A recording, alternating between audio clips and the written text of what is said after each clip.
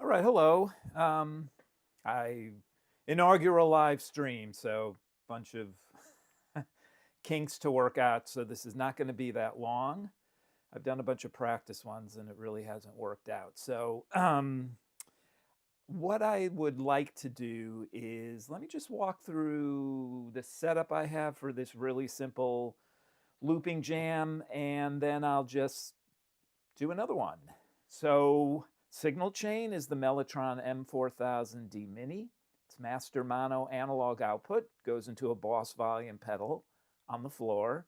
The output from the volume pedal goes into a JHS-AB switch, so I can have two inputs. Typically, it's the Mellotron and the bass. The output from that goes into the Boss RE-202 Space Echo. That's wrong. Goes into the Boss GT1000 Core multi-effects. The stereo output from the multi-effects goes into the Boss RE-202 Space Echo, which I do not use as a delay. I'm using this as a looper, and I'll get into that in a moment. Then we go out to a Volt 276 interface by Universal Audio. We're communicating back and forth with the iPad Pro. That's the music ecosystem. I also have a Focusrite Scarlett 18i8 that I'm using really as a mixer, and then the audio output from that goes into the Volt from Universal Audio, and that goes into a MacBook Air where I'm recording this. I take that back. We're not recording, we're streaming. So let me walk through on the iPad here. Apologies, it's a little far away. I do have another camera actually sitting right here, but I have to figure out a way to set it up. And the quality of the camera is between the one I have now, which you really don't have to do anything with, versus that inexpensive one that does require a bit of finagling to get a good picture, but I would like to be able to show other things. Now, with the software I'm using, I could actually be showing the screen, but I don't know how to do that yet, so just bear with me. This setup in AUM is actually really simple because there's only 3 slots that we have filled. But first, let me, we've got nothing going on here except on the GT1000 Core. I always have some compression going, and I always have a little bit of reverb going. So this is M400 Sound 2 brass.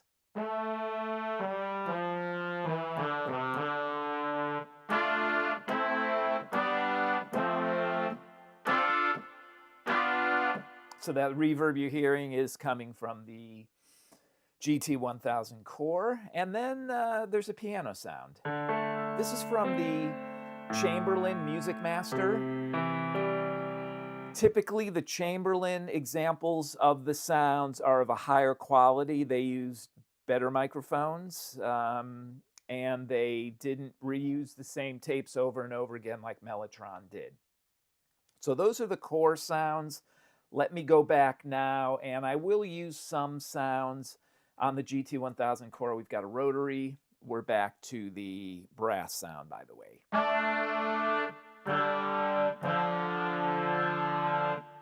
Then Then we have a phaser.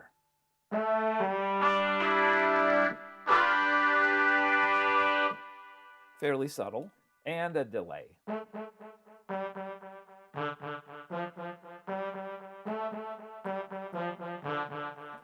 So that's the effects I'll be using on the GT1000 Core. On the iPad, I have Igor Vassilev's Stellarvox. I'll be turning this on and off, mainly for the piano, so let me turn over to the piano.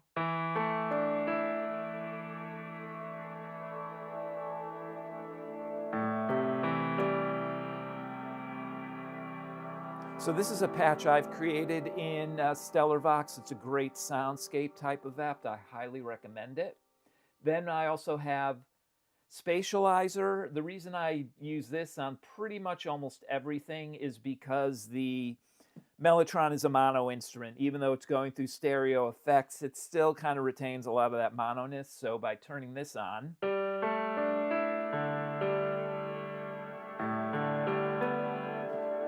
widen the field. Actually, I should turn off Stellarvox so we can demonstrate this better. Come on. All right. That's it off. On. So you can hear that. And then finally at the end, we've got Clevgrand's Grand Finale, which is a mastering app. I have this, I start with a preset they have called Live Parallel. Just adds a little bit of, little clear high end, a little more tightness on the low end as well. And let me turn this on. Turn it on and off so perhaps you can hear it. On, off, on, off, on, off. All right, so that's essentially the sounds. The Boss RE-202 Space Echo is obviously a Space Echo. It's a delay. Typically gets you right out of the box about a second of delay, but there is a method to get this into what it calls long delay mode. And it says that you can have 2 seconds of delay, tapped delay, but actually you can have up to 6 seconds. I'm not going to demonstrate that right now. I'll do that on a future stream. I can tell you that if you go to the online manual for this, it's page 15. To get into the settings, you essentially have the power out and you hold the tap button down and then you put the power in. And then depending where you have the head selector switch, which is explained in the manual, that gives you access to a number of different settings. For instance, you can change the reverb. You can have a hall. You can have a spring. You can have a plate and more. And also you can then put the unit into this long delay mode. What I recommend is you put it in the long delay mode, you press tap again and you're out of that, then you're in here.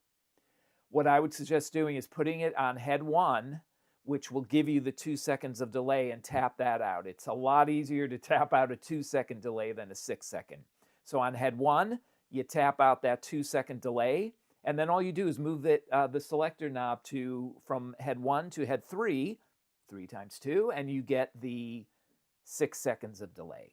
Let me demonstrate just a little bit of this first, and then what I'll do is the demonstration. Once the loop's going, we're just essentially going to get into the jam. So again, this was just meant to kind of be a short inaugural stream. I just want to make sure everything's actually working.